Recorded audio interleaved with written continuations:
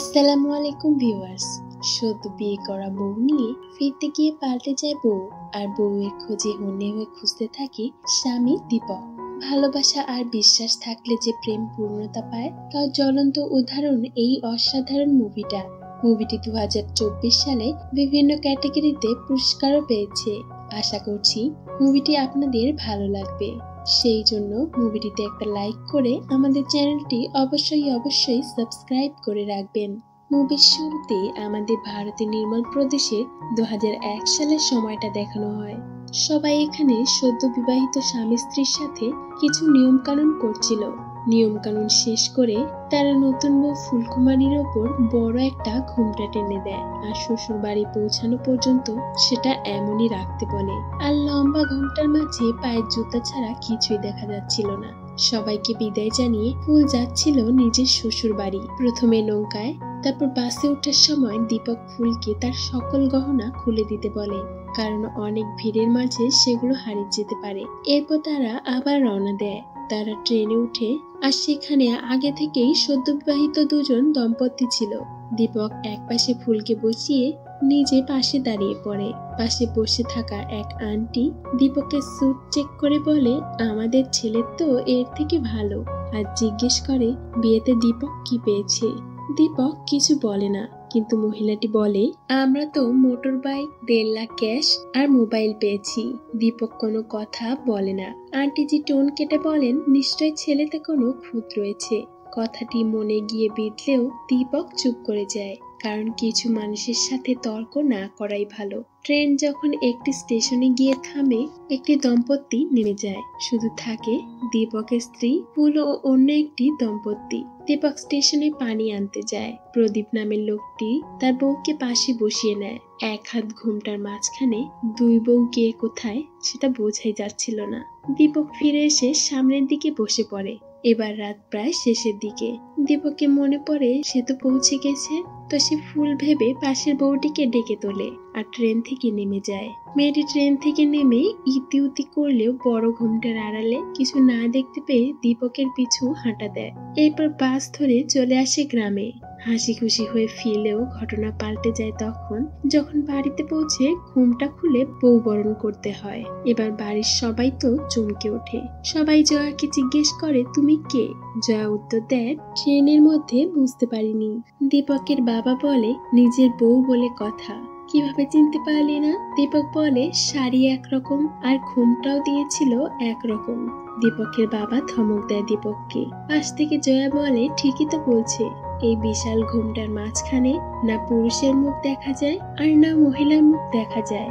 জয়া বলে যে এখন ট্রেনে যে থেকে গেছে ও তো জানেও না দীপক নেমে এসেছে, কারণ ও তো ঘুমটার মধ্যে। কথাগুলো শুনে সবার হুঁশ ফেরে। তারা আবার স্টেশনে যায় ফুলকে খুঁজতে। দীপকের বাবা জয়াকে জিজ্ঞেস করে, তার নাম কি? এখানে জয়া মিথ্যা বলে। সে তাকে পুষ্পা বলে পরিচয় দেয়, জয়া বলে নয়, আর গ্রামের নামটাও ভুল বলে। এবার জয়া এটা কেন করে সেটা আমরা মুভির লাস্টেই জানতে পারবো। এদিকে ফুলকুমারী ট্রেন থেকে নেমে নিজের স্বামীকে কোথাও না পেয়ে হন্যে হয়ে খুঁজতে থাকে। জয়ার স্বামী প্রদীপ এদিকে জয়াকে খুঁজে পায় না। ট্রেন চলে যায়। ফুল একা চারদিকে মানুষগুলোর ভিড়ে লুকিয়ে পড়ে। এখানে জয়ার স্বামী প্রদীপকে দেখে বোঝা যায় তার চরিত্র স্বভাব দুটোই খারাপ। আর এইদিকে দীপক স্টেশনে ফুলকে কোথাও খুঁজে পায় না। অন্যদিকে দীপকের বাড়িতে জয়া মাঝরাতে ঘুম থেকে উঠে আর কোথাও একটা যেতে থাকে। আসলে তার কাছে মোবাইল ছিল, তার মধ্যে যে সিম ছিল জয়ার পুষ্পা সেটা নষ্ট করে দেয়। এদিকে সারা রাত ফুল স্টেশনের বাথরুমে কষ্ট করে কাটিয়ে দেয় আর নিজের অভাগা কপালখানি দেখতে থাকে। ফুল স্টেশনে একটি লোককে দেখে ভয় পেয়ে যায়। দৌড়াতে গিয়ে ফুল ধাক্কা খায় একটি ছেলের সাথে, যে ফুলকে আশ্বস্ত করে বলে ওর পা দুটো ট্রেনে কাটা পড়েছে।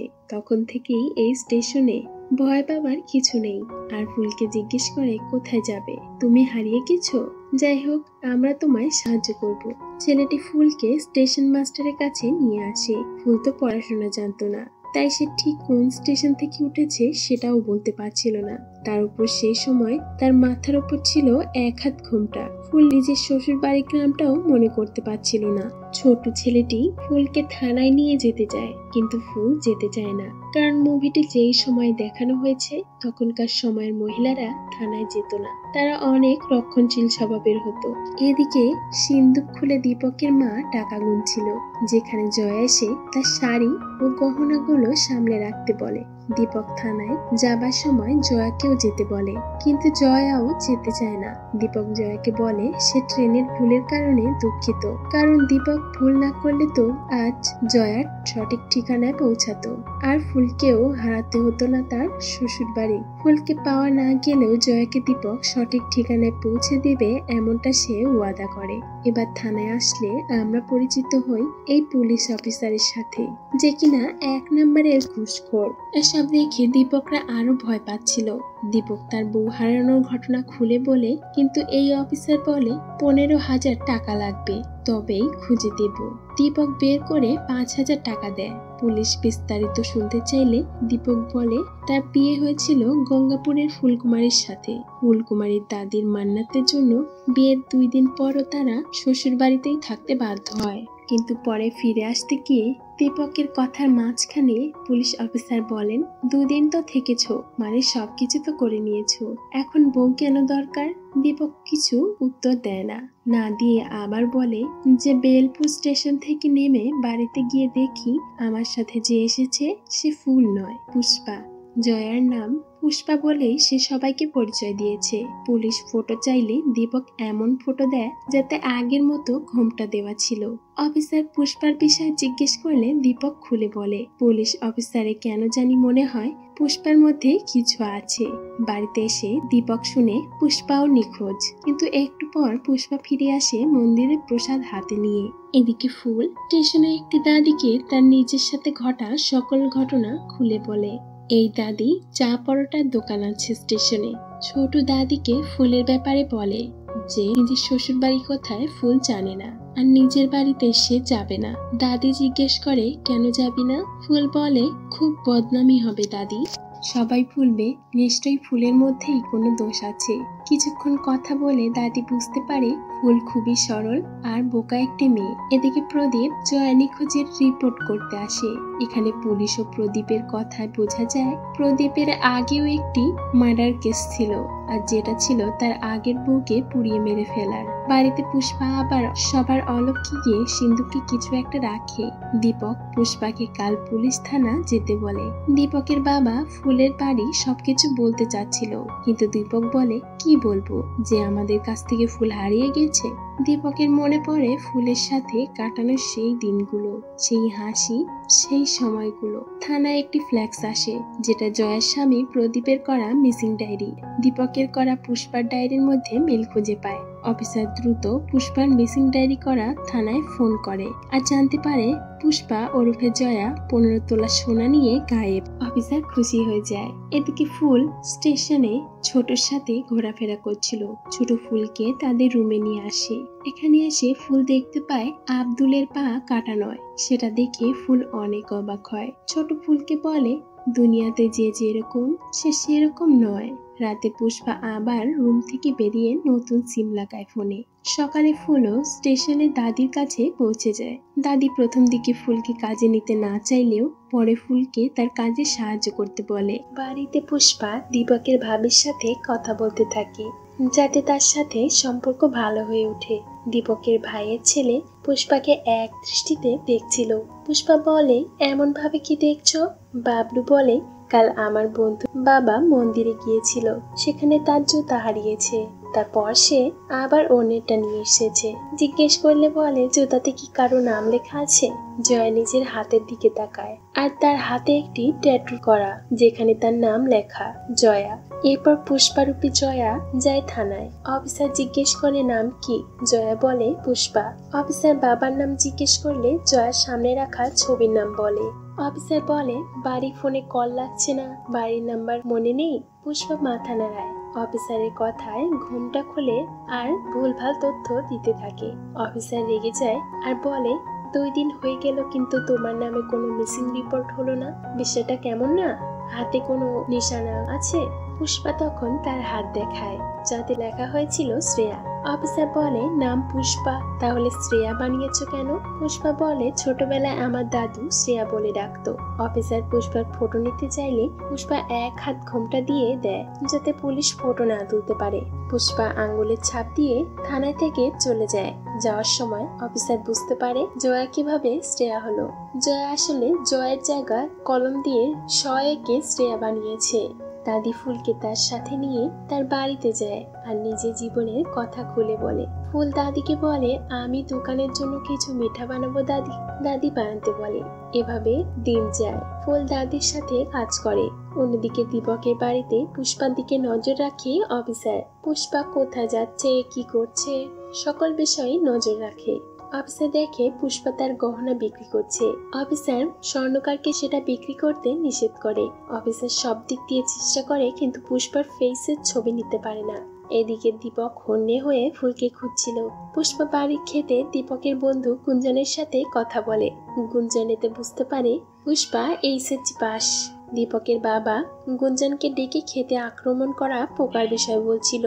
তখন পুষ্পা বলে, খেতে পোকা দমনে কীটনাশক ব্যবহার করা উচিত নয়, এতে ক্ষেতের ক্ষতি হবে। তার থেকে বরং স্টিকি ট্র্যাপ বানালে পোকাও দমন হবে আর জমিও ভালো থাকবে। পুষ্পার এমন জ্ঞান দেখে সবাই অবাক হয়। অফিসার পুষ্পার ফটো তো নিয়েছিল, কিন্তু সেখানে তার মুখ দেখা যায় না। এদিকে বাড়িতে বাবলু পুষ্পার ফোনটি পেয়ে যায়। পুষ্পা দেখতে পেয়ে বাবলুকে গেম খেলার লোভ দেখিয়ে চুপ করিয়ে ফেলে। বিছানার তলায় পুষ্পা একটি ফটো পায়। বুঝতে পারে ছবিটি দীপকের ভাবি বানিয়েছে। পুষ্পা জিজ্ঞেস করে, কিভাবে বানালে ভাবি? ভাবি উত্তর দেয়, চেহারা মনে ছিল তাই বানিয়ে ফেলেছি। অফিসার দূর থেকে পুষ্পার উপর নজর রাখছিল।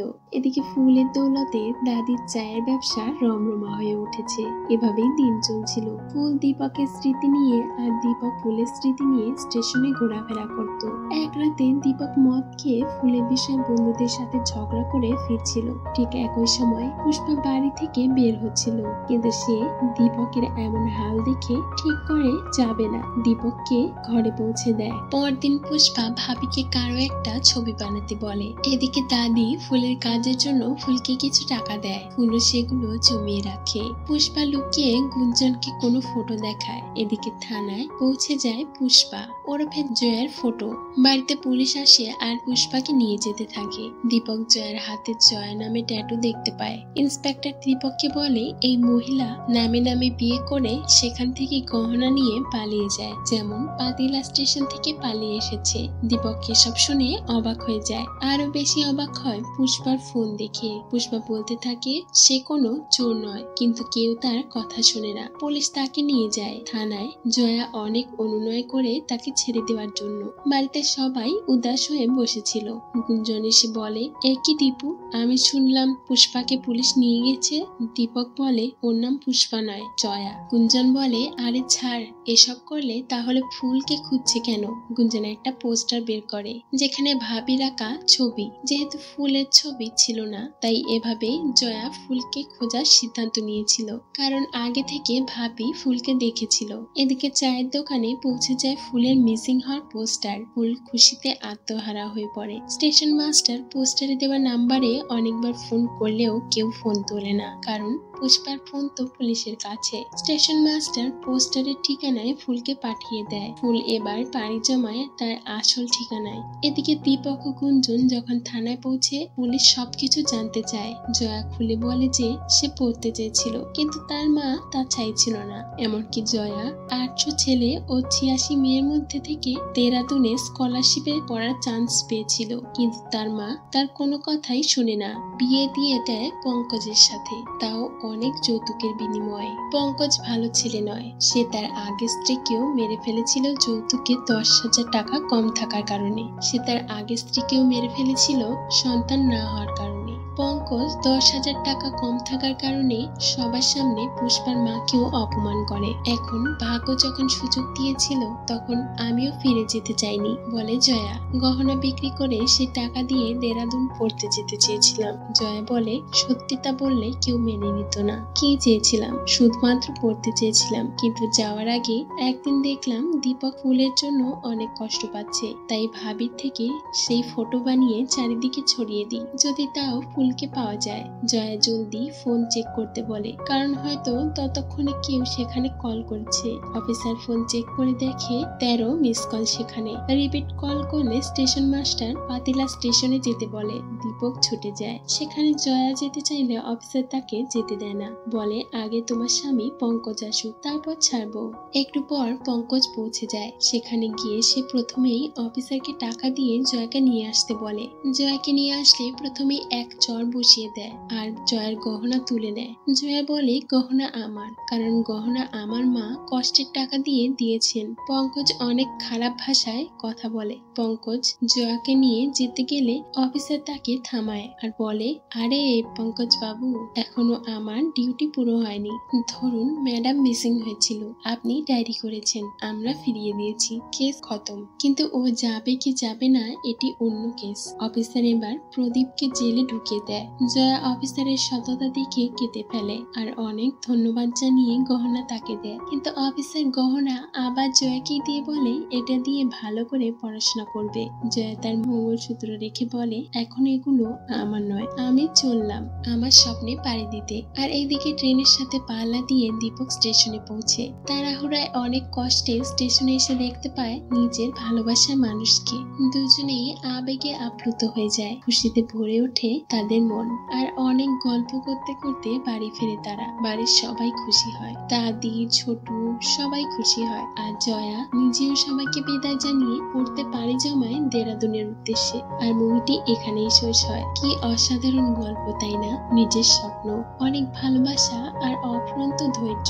অথচ আমরা এখন কোনো কিছু না ঘটতেই খুব অল্প কিছুতেই অধৈর্য হয়ে পড়ি। তো আশা করি মুভিটি আপনাদের ভালো লেগেছে। মুভিটি ভালো লাগলে অবশ্যই চ্যানেল সাবস্ক্রাইব করে রাখবেন। ততদিন অবশ্যই ভালো থাকবেন, সুস্থ থাকবেন আর আমাদের চ্যানেলের সাথেই থাকবেন।